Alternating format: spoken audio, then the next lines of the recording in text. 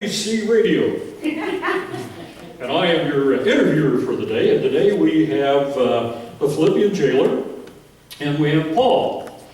And I got some questions to ask them, and just so happened they're here today, so I'm going to tell you this. You know, Paul was a missionary, and he and his friend Silas, along with Timothy and Luke, traveled many places teaching people about Jesus.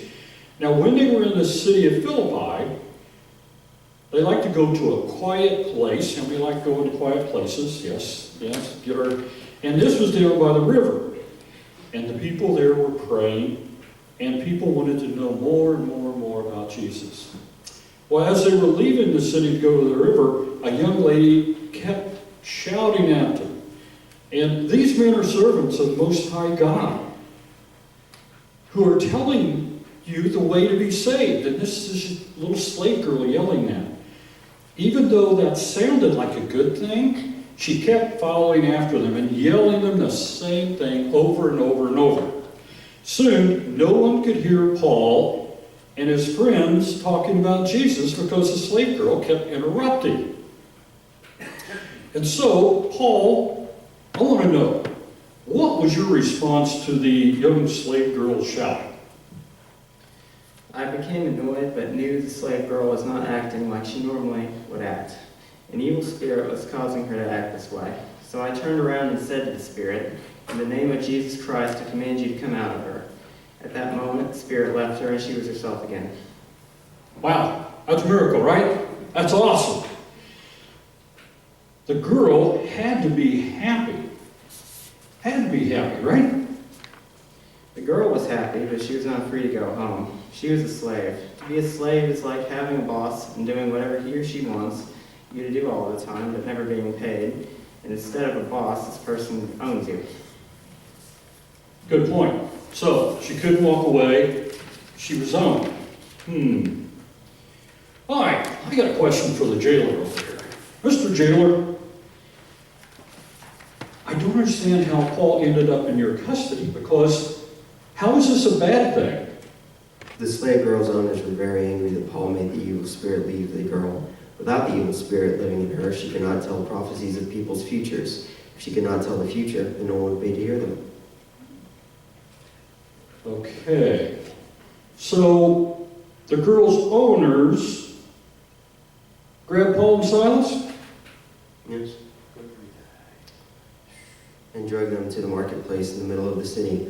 Magistrates are like judges in court, so the owners started telling lies and complaining to the magistrates. The magistrates did not want any trouble, so they made a decision to put Paul and Silas in prison without a fair trial first. They also treated them horribly and beat them. I wanted to make sure they did not escape, so I put them in shackles and chains on their feet before putting them in a prison cell in the middle of the prison, and then I locked the door. Why aren't you a ray of sunshine? Okay, you take them, you throw them in jail, but now let me understand this. They did a miracle. They basically healed the girl, but it was all about the money.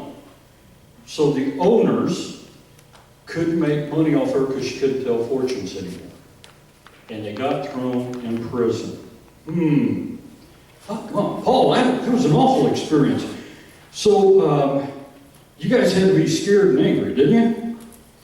It wasn't comfortable, but we know that God has a plan for everything in our lives. In fact, in the middle of the night, the other prisoners were surprised to hear us singing and praying. Well, you guys were singing and praying, and in the middle of the night, you just got thrown in jail, dude. And you're singing and praising. And we complain about some of the things we do. Okay, so the jailer, I need to know, that's not normal, is it? Not at all. Okay, well tell us about how they react to all these terrible things. Even though these terrible things were happening, Paul and Silas still trusted God and were glad that they were Christians. While Paul and Silas were singing hymns, something amazing happened. A huge earthquake shook the entire prison. After the earthquakes, the chains fell off all the prisoners and the cell doors flew open. Now that's pretty serious if the prisoners escape. What happens if a prisoner escapes? I would be in gigantic trouble. I even took my sword to end my life, but Paul shouted and stopped me. None of these prisoners had escaped. The next morning, the government learned that Paul and Silas were Roman citizens and should not have been treated that way. Afterward, they were released. I took them home. Wow. So, the earthquake, freedom, but none of them left. And Paul told them, hey, we're here, so don't take your life. Paul, you saved his life. God put us in the right place to save his life. He was very kind to us.